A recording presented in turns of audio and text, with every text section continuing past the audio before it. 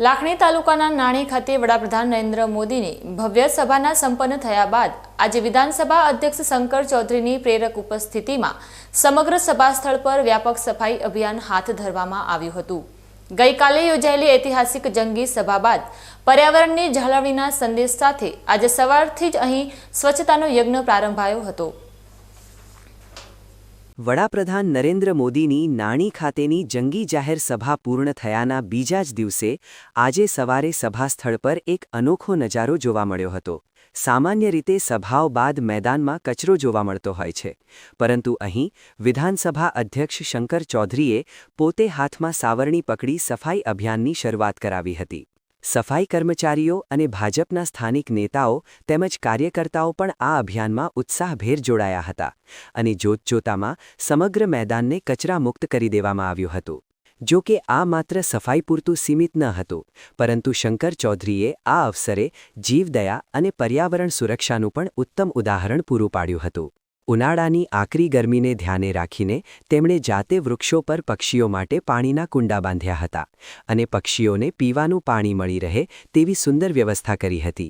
એટલું જ નહીં, મૂંગા જીવોની સેવાના ભાગરૂપે તેમણે શ્રીફળમાં લોટ અને ઘીનું મિશ્રણ ભરીને કીડિયારું પણ પૂર્યું હતું। પશુ પક્ષીઓ અને પર્યાવરણની સુરક્ષાને પ્રાધાન્ય આપી હાથ ધરાયેલા આ અભિયાનમાં શંકર ચૌધરીએ જનતાને સંદેશ આપ્યો હતો કે જાહેર કાર્યક્રમો બાદ સ્વચ્છતા જાળવવી એ આપણી નૈતિક જવાબદારી છે।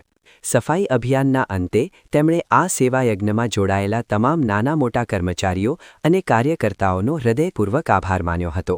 આમ લાખણીના નાણી ગામે વડાપ્રધાનની સભા બાદ સફાઈ અને જીવદયાના સંગમ સાથે એક નવીન પરંપરાનો અહેસાસ થયો હતો, જેની સ્થાનિકોમાં પણ ભારે પ્રશંસા થઈ રહી છે। પ્રધાનમંત્રી મોદી સાહેબ અહીંયા આવ્યા હતા નાણી ખાતે અને બહુ મોટી લાખોની જનમેદની આવી હતી।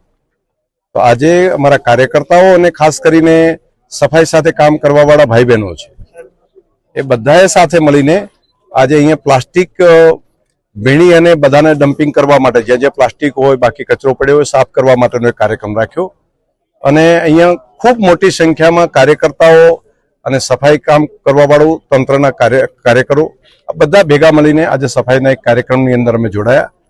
તો એક સેવા પરમો ધર્મ અને શ્રમનો એક મહિમા છે, તો સાથે મળીને શ્રમનું કામ કરીએ એ માટે પણ આવ્યા।